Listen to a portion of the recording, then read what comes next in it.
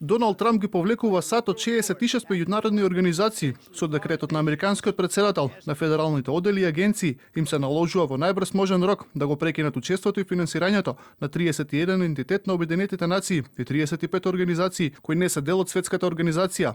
Според Белата куќа се работи за организации кои работат спротивно на националните интереси, безбедноста и економскиот просперитет на САД. Администрацијата на Трамп смета дека овие институции се непотребни, лошо управувани, расипнички, лошо водени, заробени од интересите на актерите што ги унапредуваат своите агенди спротивни на нашите или представуваат закана за суверенитетот, слободите и општиот просперитет на нашата нација. Председателот Трамп е јасен. Повеќе не е прифатливо на овие институции да им се испраќа крвта, потта и богатството на американскиот народ без многу или ништо да се покаже од тоа.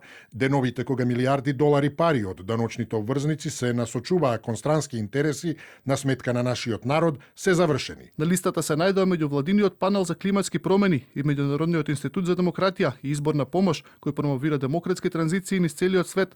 Засегнати се бројни тела на Обединетите нации, вклучувајќи го и одделот за економски и социјални работи, кој се занимава со прашања како што се населението, сиромаштијата и меѓународната трговска политика и рамковната конвенција на Обединетите нации за климатски промени. Од Белата куќа велат дека САД напушта 2 трибунала во Хаг, како и Венецијанската комисија. Следејќи ја пораката на Трамп, државниот секретар Марко Рубио вели дека Вашингтон се повлекува од антиамерикански и безкорисни меѓународни организации. Сепак најави дека ќе продолжи соработката со сите оние кои имаат потреба од помош, но средствата ќе се уплаќаат директно на државите. Од Обединетите нации велат дека подршка ќе добијат само оние држави кои подржуваат агендата на американскиот претседател. Мислам дека она што го гледаме е кристализирање на американскиот пристап кон мултилатерализмот, кој е по мое или никако. Тоа е многу јасна визија за желбата за меѓународна соработка, но според условите на Вашингтон. Од Европската унија велат дека одлуката на најголемата економија во светот да ја запре поддршката за сите прашања фокусирани на спречувањето на климатските промени е погрешна. Одлуката на најголемата економија во светот и вториот најголем емитер на штетни гасови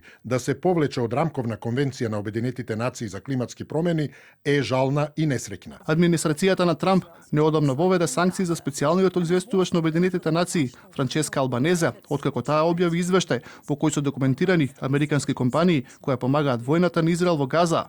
Американската администрација исто така ја продолжи забраната за финансирање на Агенцијата на Обединетите нации за палестинските бегалци. Откако го почна вториот мандат, Трамп веќе ги повлече САД од Светската здравствена организација, одлука која треба да стартува на 22 јануари, Парискиот договор за климата и Советот за човекови права. Во досегашниот дел од мандатот, американскиот претседател постојано критикува дека САД плаќаат за други земји, а добиваат многу малку за возврат.